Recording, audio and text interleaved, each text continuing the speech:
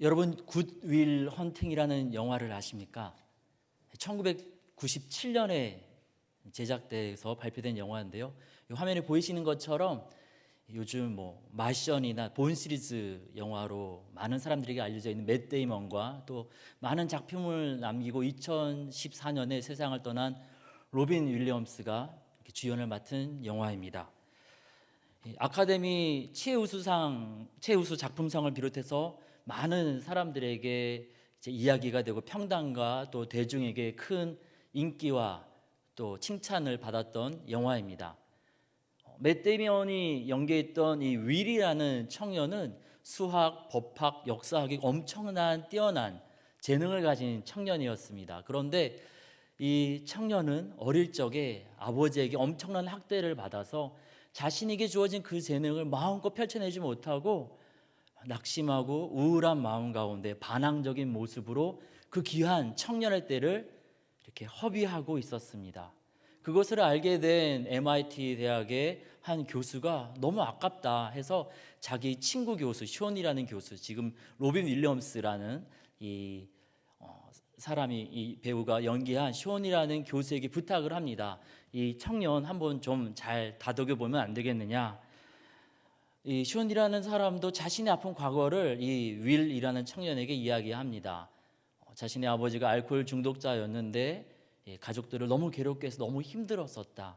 자신의 아픈 과거를 다 오픈하면서 이 청년 윌을 위로하죠. 우리 아시는 분들은 아실 거예요. 유명한 대사죠. 내 잘못이 아니야.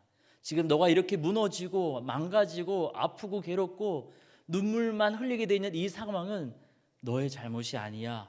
이 말로 이 윌이란 청년을 위로하고 그리고 아픈 과거를 내어 던지고 새로운 삶으로 나아갈 수 있도록 손잡아 이끌어 주게 됩니다. 아픈 상처를 이기고 새로운 삶으로 희망으로 나아가는 것은 비단 영화 속의 주인공에게만 주어지는 그러한 이야기일까요? 오늘 말씀에서 주님은 요한복음 21장에서 굿윌 헌팅보다 더 강력한 소망의 이야기를 우리 가운데 들려주시고 계십니다. 오늘 우리가 읽은 요한복음 21장 15절에서 17절까지 예수님과 베드로가 대화를 나누고 있습니다.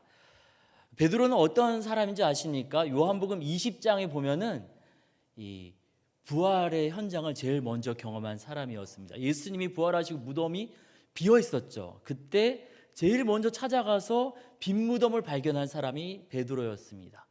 그리고 20장 19절과 26절에 보니까 이 베드로는 부활해서 다락방에 있는 제자들에게 찾아오신 예수님을 직접 만났던 사람입니다. 그래서 이 못자국과 창자국을 직접 눈으로 보고 만졌던 사람이에요. 생생한 부활을 경험한, 생생한 부활을 체험한 사람이 바로 이 베드로였습니다. 그러면은 예수님 말씀하신 대로 좀 제대로 폼나게 멋있게 부활의 삶을 살아야 되잖아요. 그런데 이 베드로는 오늘 말씀 앞부분 21장 3절에 보니까요, 나 다 필요 없다, 그냥 고기 잡으러 가야겠다 하고 숨어버린 그런 사람입니다. 그는 왜 그랬을까요? 베드로에 대해서 이 요한복음에서 소개하고 있는 것을 좀 살펴보면요, 1장에 보면은 예수님의 초대에 응답해서 제자가 되었습니다. 그리고 6장에서 예수님께서 말씀을 좀 어렵게 하셨나 봐요. 그래서 사람들이 막 떠나가니까 예수님이 물어보시죠. 야, 너네도 떠날 거냐? 그랬더니 베드로가 영생의 말씀이 여기 있는데 우리가 어디를 떠나겠습니까? 예수님 너무 좋아했어요. 정말 많이 엄청 좋아했습니다. 여기서 끝나지 않습니다. 요한복음 13장에서 예수님께서 나 이제 십자가에서 죽을 거야 라고 이야기했을 때 베드로가 뭐라고 이야기합니까? 목숨까지 버리겠습니다. 무슨 정말 브로맨스한 영화의 한 장면 같지 않습니까? 내 목숨까지 다 내어줄 거야 하면서 막 이렇게 엄청난 사랑과 열정을 예수님께 표현했던 사람이 베드로입니다. 이랬던 베드로. 여기서 끝나지 않습니다. 예수님께서 십자가에 달리시기 전에 요한복음 18장에서 사람들에게 잡혀서 가실 때 아무도 그 예수님을 붙잡거나 예수님을 보호하려고 애쓰지 않았는데 베드로 딱 한 사람이 칼을 들고 나서서 예수님 안 된다고, 우리 예수님 못 잡아간다고 칼 들고 하다가 잡아가던 사람의 귀를 말고라고 알려져 있죠. 그 귀를 베어버린 사람이 바로 이 베드로입니다. 여러분, 이러한 열정과 담대함 정말 최고 아닙니까? 이랬던 베드로가 18장 조금 넘어가니까요, 뭐 이렇게 이 술집 기도처럼 체격 좋고 막 힘센 로마 병정들 앞에서가 아니라 여종 앞에서 예수님 모른다고, 모른다고 말하고 그 자리를 떠나면 괜찮은데 춥다고 그 옆에서 나 예수님 몰라, 싫단 말이야, 몰라 하면서 거기서 춥다고 불을 쬐고 있어요. 거기서 끝나지 않습니다. 불 쬐고 있으니까 사람들이 와서 막 물어보잖아요. 야, 너 어디선가 봤는데? 거기서도 나 예수님 모른다고 얘기합니다. 그리고 그 자리를 떠나는 것이 아니라 계속 그 자리에 있으니까 이제는 귀가 잘렸던 말고의 친척이 와서 나 너 알아, 우리 친척 말고 귀를 잘라버렸잖아, 너 예수님의 제자지? 그때 이 베드로가 뭐라고 얘기합니까?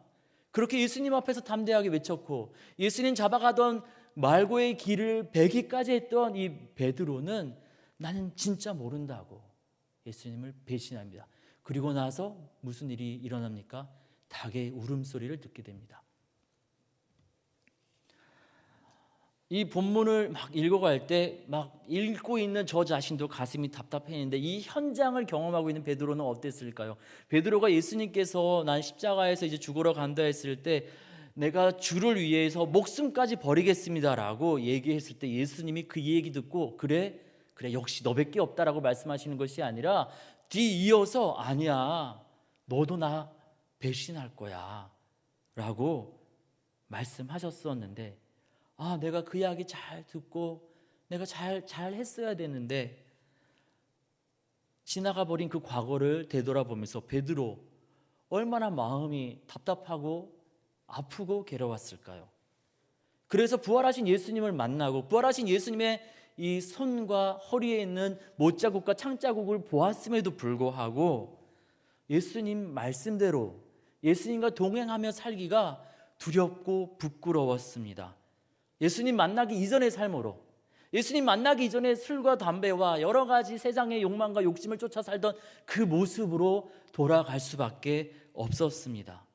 그래서 돌아간 장소를 오늘 요한복음 21장 1절에 보니까 디베라 호수라고 이야기하고 있습니다. 디베라 호수. 디베라 호수로 베드로는 도망을 갔고 그곳으로 예수님이 찾아가신 것이죠. 여러분, 디베라가 어떤 곳인지 아십니까? 한번 지도를 보여주시겠어요? 갈릴리 호수가 이렇게 있고 이 갈릴리 호수의 이 변방, 그 호숫가를 우리가 하나씩 얘기를 하면서 가버나움이라고도 얘기하고 벳세다라고도 얘기하고 또 거라사, 가다라 이런 지명으로도 얘기하고 이 사진에서는 티베리아 이렇게 나오죠. 티베리우스 황제에게 헌납한 이 갈릴리 호수의 마을이 바로 우리 성경에서 디베라로 번역된 이 동네입니다. 티베리우스 황자에게 이렇게 드린 동네예요. 이름부터 좀 약간 느낌이 좀 오십니까? 요한복음에 보면은 이 디베라라는 지명은 딱 3번 등장합니다. 오늘 우리가 읽은 요한복음 21장 1절에 등장하고 6장에 등장하는데요. 6장 1절에서 보면은 예수님이 디베라의 갈릴리 바다 건너편, 디베라가 아니라 디베라 반대편에 가셨다라고 기록을 하고 거기서 말씀을 전하니까 이 디베라에 있던 사람들이 23절에 보니까 거기에서 배 타고 왔었다. 우리말 성경에서는 약간, 우리 개역개정에서는 약간 좀 헷갈릴 수 있도록 번역이 돼 있어서 이 현대인의 성경에 보니까 디베라에서 다른 배가 몇 척 왔는데 그 상륙 장소는 주님이 감사기도를 드리신 후에 군중들이 빵을 먹던 곳에서 가까운지라, 이렇게 설명을 하고 있습니다. 많은 신약학자들은 예수님께서 십자가에 달리시기 전 공생의 시절에 이 갈릴리 호수 이곳저곳을 가셨지만은 디베랴에는 단 한 번도 가시지 않았다라고 이야기하고 있습니다. 왜 그렇습니까? 아까 말씀드렸죠. 티베리우스 로마 황제에게 드린 동네예요. 일제 강점기 때 이 일본 천황에게 헌납된 도시가 있다라면은 우리 조상들이 그 도시, 그 마을을 지으려 갔을까요? 별로 가지 않았겠죠. 그리고 이 도시를 어디다 지었는지 아십니까?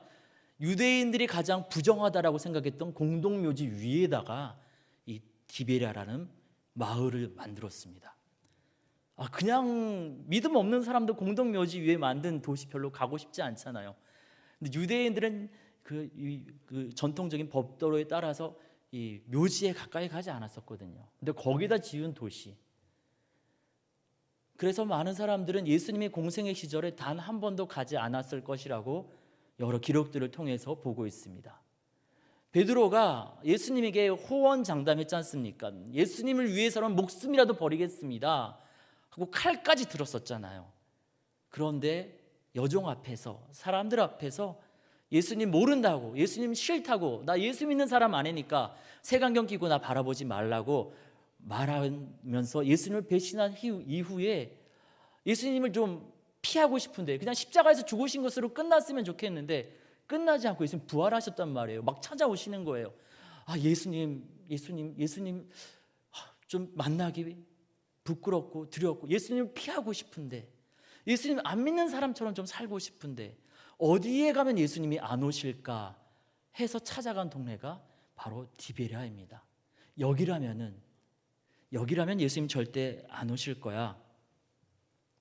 그래서 디베랴 호수에 찾아갔는데 오늘 말씀해 보니까 예수님이 절대 안 오실 것만 같은 그곳에 예수님이 찾아가십니다. 21장 14절 말씀해 보니까 세 번째로 제자들을 찾아가신 곳이 이곳이다 설명하고 있습니다. 차승원 씨가 주연한 영화 하이힐이라는 영화에 보면은요, 그런 대사가 나와요. 하나님 등 뒤에 있는 사람이 있지 않냐고. 세상에 사람이 너무 많아서 하나님 등 뒤에 있는 사람이 있지 않겠냐고. 무슨 말이냐면은 아프고 괴롭고 슬프고 힘든데 하나님 등 뒤에 있어서 하나님이 보시지 않는, 하나님이 도와주실 수 없는, 하나님이 잡아주시지 않는 그런 사람도 있지 않겠냐고. 자신의 삶을 한탄하면서 하나님도 나를 못 도와준다라고, 하나님도 나를 못 찾을 거야 라고 말하는 대사가 나오는데요, 베드로도 그런 곳을 찾아간 것입니다. 여기면은 예수님 안 오실 거야, 하나님 모르시겠지. 그런데 우리 주님은 바로 그곳까지 찾아가십니다. 그리고 오늘 말씀을 통해서 배신한 자신의 실수와 잘못 때문에 고개 숙이고 뒷걸음질 치고 있는, 숨어버린 베드로를 찾아가셔서 회복시키십니다. 그리고 이 말씀을 우리 가운데 들려주시면서 베드로처럼 실수와 실패로 고개 숙이고 있는 우리에게, 뒷걸음질 치고 있는 우리에게, 나는 다시는 교회에서 하자는 거 안 할 거야, 예수님 뜻대로 나 별로 부담스러워 말하고 있는 저와 여러분 우리 모두에게 소망의 이야기를 들려주시고자 하십니다. 함께 말씀을 살피면서 우리 주님이 초대하시는 소망으로 손 내미시는 우리 예수님께로 나아가는 저와 여러분 우리 모두가 되어지기를 원합니다. 첫 번째로 우리 예수님은 어떻게 이 숨어버린 베드로를 찾아가셔서 실패하고 무너져서 뒷걸음질 치고 있는 베드로를 회복시키실까요? 오늘 말씀해 보니까 여전히 사랑하고 계시다라는 것을 알려주시면서 그를 회복시켜 나가십니다. 예수님께서 베드로에게 오늘 말씀에서 15절에서 17절까지 사이에서 베드로에게 하신 이야기는 무엇입니까? 너 왜 그랬냐? 왜 나를 배신했냐? 이런 과거에 대한 추궁이었습니까? 지나간 건 지나간 거고 이제 앞으로 어떻게 할 건데 미래에 대한 계획이었습니까? 과거에 대한 원인 분석도 또 앞으로에 대한 결단도 계획도 아니었습니다. 나를 사랑하느냐? 이렇게 물어보실 뿐입니다. 사람들은 우리의 지난 과거들을 많이 물어봅니다. 어느 학교 나왔어요? 어느 동네에서 자랐습니까? 어느 교회 다니셨어요? 그리고 또 우리가 어떻게 할 건지, 내일의 계획과 가능성에 대해서 물어봅니다. 뭐 할 수 있으세요? 어떻게 충성하실래요? 그런데 주님은 베드로에게 과거도 물어보지 않고 미래도 물어보시지 않습니다. 왜 그럴까요? 시편 103편에 보니까 주님 이렇게 말씀하십니다. 여호와께서는 자기를 경외하는 자를 긍휼히 여기시나니 이는 그가 우리의 체질을 아시며 우리가 단지 먼지뿐임을 기억하심이로다. 우리 약한 거 아시니까, 우리가 아픈 거 아시니까, 우리가 지친 것 아시니까 우리의 과거를 탓하지 않으십니다. 그리고 우리의 미래는 능력이 주님께서 강하게 하실 것이기 때문에 또 물어보시지 않습니다. 그냥 오늘 지금 이 시간 지금 예수님 사랑하고 있느냐 물어보실 뿐입니다. 사람들은 나를 사랑하느냐라는 이 질문을 이렇게 많이 사용하시는 것 같습니다. 오빠 나 사랑해? 이렇게 이제 자매가 형제에게 물어보면 이제 형제가 얘기하는 거죠. 그러면 이제 자매가 답하죠. 그래, 그러면 나도 사랑해. 무슨 말이에요? 당신이 먼저 나를 사랑해 준다면 나도 사랑할 테니 나 사랑하고 있냐고, 나한테 얼마나 헌신하겠냐고, 나한테 얼마나 투자하고 나에게 충성하겠냐고, 그렇게 많이 물어볼 때 나를 사랑하세요라고 물어봅니다. 그런데 우리 예수님도 그렇게 물어보는 걸까요? 베드로 너 얼마나 나한테 충성할 건데, 이렇게 물어보시는 걸까요? 그런데 우리 예수님은 그런 분이 아니시죠. 우리 예수님 곳곳에서 말씀하십니다. 내가 너희를 사랑한 것 같이 너희도 서로 사랑하라. 예수님이 먼저 사랑하시는 거예요. 이 사랑은 어떤 사랑입니까? 로마서에 보니까 우리가 아직 죄인 되었을 때부터 시작된 사랑입니다. 이 사랑은 어떤 사랑입니까? 마태복음에 보니까 세상 끝날까지 계속될 사랑입니다. 예수님께서 베드로에게 나를 사랑하느냐라고 물어보시는 것은 너 앞으로 어떻게 할 건데? 라고 물어보시는 게 아니고요, 나는 여전히 너 사랑하고 있는데 너도 나 사랑해주면 좋겠다 말씀하시는 겁니다. 어제의 일도 괜찮고 내일 일도 또 실패해도 괜찮다. 오늘 예수님 사랑을 우리가 받아들이기만 한다라면은 예수님께서 우리 손 잡고 책임지고 가시겠다고 말씀하시는 겁니다. 사랑한다고 배신하지 않겠다고 했지만 결국에 배신하고 말았던 베드로에게 잘 해보겠다고 다짐하지만 매일매일 무너지는 우리에게 주님은 어제와 내일을 물어보시는 게 아니라 그냥 오늘 다시 우리 예수님 손 잡고 예수님과 사랑을 할 수 있다라면 그것으로 충분하다고, 그 나머지는 예수님이 책임지시겠다고 안아주시면서 나를 사랑하느냐 이렇게 물어보시고 계십니다. 이에 우리도 베드로처럼 제가 우리 주님을 사랑하는 것을 주님이 아십니다. 주님을 사랑합니다 고백하면서 우리에게 먼저 손 내미시는 예수님 손을 거절하지 않고 굳게 붙잡는 저와 여러분 우리 모두가 되어지기를 원합니다. 두 번째로 예수님은 어떻게 베드로를 회복시키시나요? 눈높이를 맞춰주시고 첫사랑의 기억을 다시 살리시면서 회복시켜 나가십니다. 오늘 예수님은 3번에 걸쳐서 사랑하느냐고 질문하십니다. 우리말 번역에서는 이게 잘 드러나지 않는데요, 헬라어에서 보면은요, 이 예수님과 이 베드로의 대화가 굉장히 마치 이렇게 이 주거니 받거니 하는 대화의 내용이 매우 이렇게 역동적인 것을 보게 됩니다. 이 15절과 16절에서 이 헬라어 화면 한번 보여주시겠어요? 15절 앞부분에 표현되어 있는 헬라어는 예수님이 하신 질문, 사랑하느냐라고 물어보신 거고요. 뒤에 있는 헬라어는 제가 사랑하는 줄 주님이 아십니다고 했던 베드로의 답입니다. 15절과 16절에서 예수님은 아가파오, 우리가 잘 아는 아가페 사랑으로 물어봅니다. 너 나 사랑하니? 내가 너를 사랑한 것처럼 너도 나 사랑할 수 있겠니? 그런데 이 베드로는 15절에서 이 필레오라고 되어 있는데요, 우리 알고 있죠, 에로스 말고 필로스, 우정에 대한 사랑을 이야기합니다. 베드로는 예수님 앞에서 예수님이 나 사랑한 것처럼 나도 그 사랑으로 예수님 사랑할 수는 없습니다. 아시잖아요, 배신했고 실패했던 저를 우정으로 사랑할게요 답합니다. 그랬더니 17절에서 다시 한번 화면 보여주시겠어요? 이 헬라어 화면을 보여주시겠습니까? 17절에서 예수님의 질문이 바뀝니다. 필레오로 바뀝니다. 그래, 너가 할 수 있는 만큼만 해라. 나머지는 내가 책임질게. 우리에게 지금 엄청난 헌신, 엄청난 것을 주님은 요구하시지 않습니다. 지금 우리가 드릴 수 있는 것, 지금 우리가 드릴 수 있는 그 사랑, 그것으로 주님은 충분하다 말씀하시면서 그거라도 괜찮아, 둘의 돈 한 고드란트 동전도 괜찮아, 너의 마음 조금 나에게 내어줄 수 없겠니? 주님 그렇게 말씀하시고 계십니다.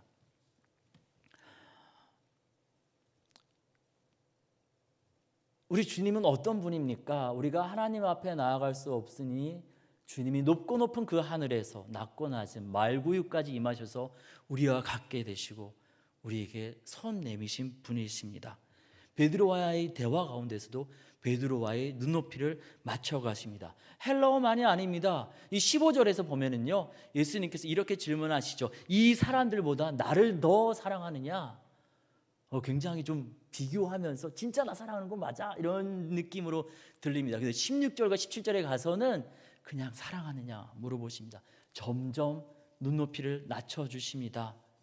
우리의 한계 상황, 우리 너무 약하기 때문에 높은 장애물을 건널 수 없다라는 것을 아시는 주님은 우리가 할 수 있는 데까지 낮아지셔서 우리의 손을 잡아주시고 함께 가자 초대하십니다. 여기서 끝나지 않습니다. 15절, 16절, 17절에서 반복해서 주님은 베드로에게 질문을 하고 계시는데 베드로라고 부르지 않고 뭐라고 부르십니까? 요한의 아들 시몬아 이렇게 부르십니다. 요한복음을 쭉 읽어보시면은요, 요한복음 1장에서만 요한의 아들 시몬아 이렇게 나오고요. 그 다음에 예수님이 게바라 하리라 베드로라고 이름 붙여준 다음에 예수님은 이 베드로에게 시몬의 아들, 요한의 아들 시몬이라고 부르시지 않습니다. 너는 반석 같은 존재가 될 거야 하면서 계속 베드로라고 불러주십니다. 그런데 반석이 부서지고 말았잖아요. 여종 앞에서, 말고의 친척 앞에서 예수님 모른다고 그 믿음과 그 결단이 다 망가지고 말았잖아요. 그러니까 예수님 다시 시작하자고 베드로라고 부르지 않고 요한의 아들 시몬아라고 불러주십니다. 괜찮아. 실패해도 괜찮아. 다시 시작하면 된다. 내가 손잡아 줄게.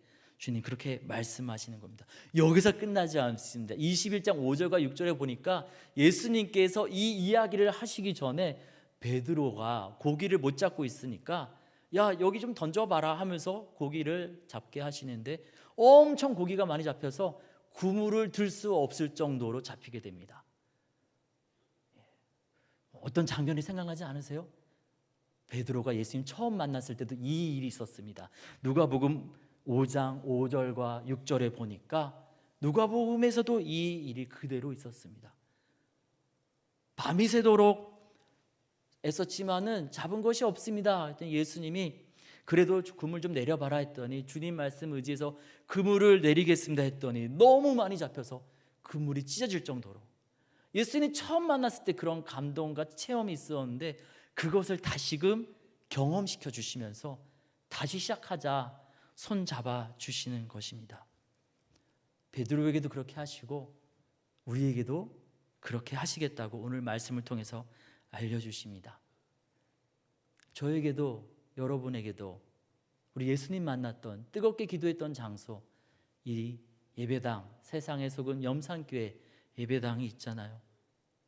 이곳으로 매주일 주님 초대하시면서 매주일 다시 시작하자 괜찮아 다시 시작하자 내가 있잖아 다시 시작하자 매주일 우리를 사랑으로 손잡아 주시고 계십니다.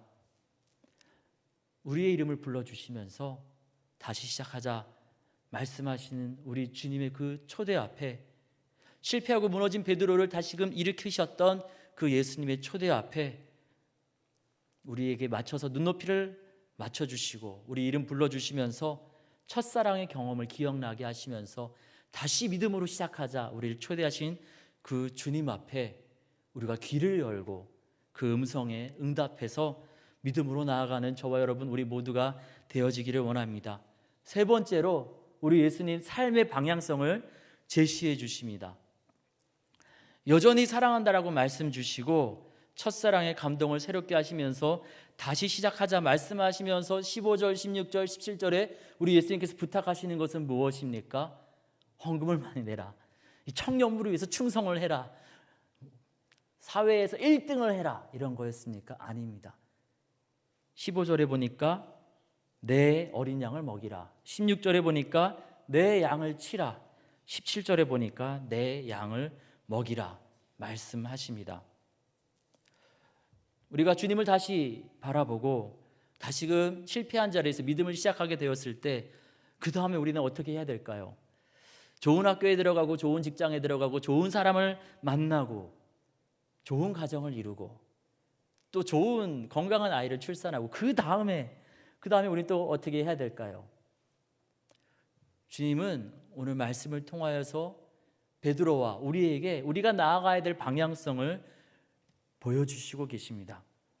내 양을 먹이라고 말씀하시면서 우리가 나아가야 할 방향성을 보여주십니다. 학교와 직장, 우리의 모든 만남의 자리에서 우리 모든 상황에서 주님이 맡기신 양, 주님께서 맡기신 그 영혼들을 주님 지으시고 피값 주고 사신 그 귀한 영혼들을 우리 주님의 사랑으로 돌보라고 우리에게 부탁하고 계십니다. 예배를 마치고 여러 가지 우리 청년부 행사가 있지요. 그리고 또 집으로 돌아가서 만나게 될 여러 가족들, 때로는 나에게 상처를 주는 사람들에게까지 주님은 사랑으로 돌보라고 부탁하십니다. 우리 교회 지체들, 후배들, 선배들, 오늘 또 우리 새내기 양육 수료를 했는데요. 대부분의 사람들은 너무 훌륭하고 좋은, 정말 딱 쳐다보고 있으면 예수님이 생각나는 그런 분들이시지만, 그렇죠? 근데 가끔씩 막 우리 마음을 아프게 하고 상처 주는 그런 말과 행동을 하는 분들이 아주 가끔씩 있습니다. 실패한 우리를 사랑으로 받아주시는 우리 주님은 그 영혼까지도 내 양을 먹이라 부탁하시면서 용납하고 사랑하라고 부탁하십니다.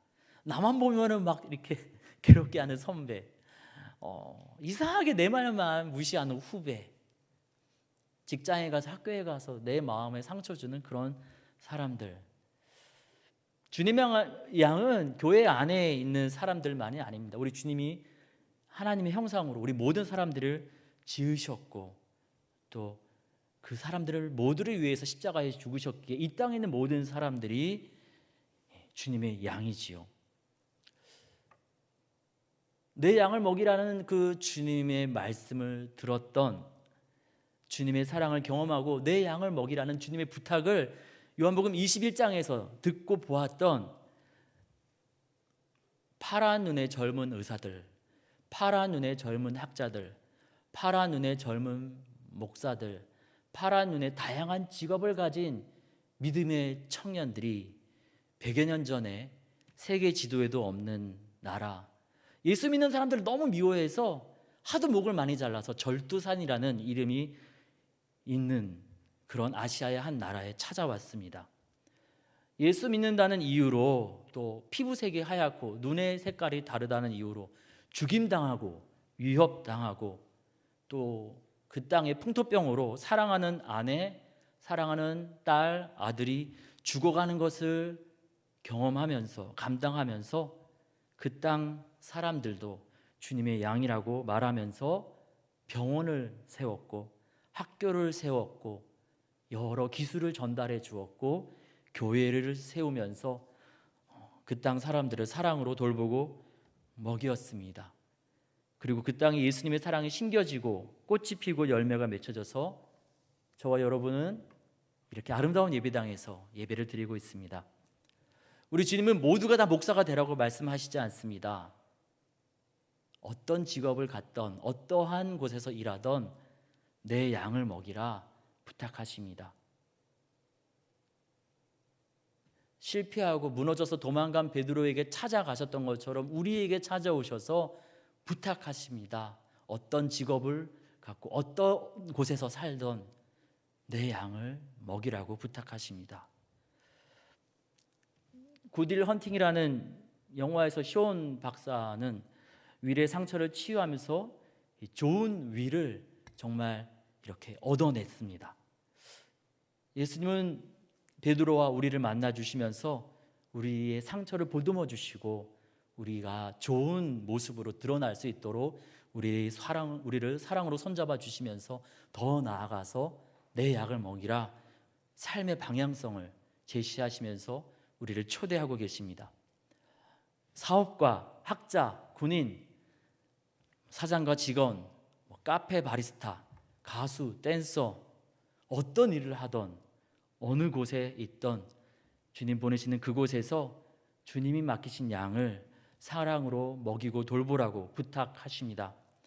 예, 우리 주님의 부탁에 응답해서 우리의 삶의 방향성을 다시금 조정하고 우리가 사업가를 하되 그냥 사업가가 아니라 돈 많이 벌기 위해서 이 경쟁자들에게 막 포악하게 구는 그런 사업가가 아니라 영혼을 돌보는 사업가, 학자, 그냥 사람들 신경 안 쓰고 그냥 내 논문만 최고다라고 그렇게 독단적인 학자가 아니라 학생들과 이웃 학자들을 돌보는, 영혼을 돌보는 학자.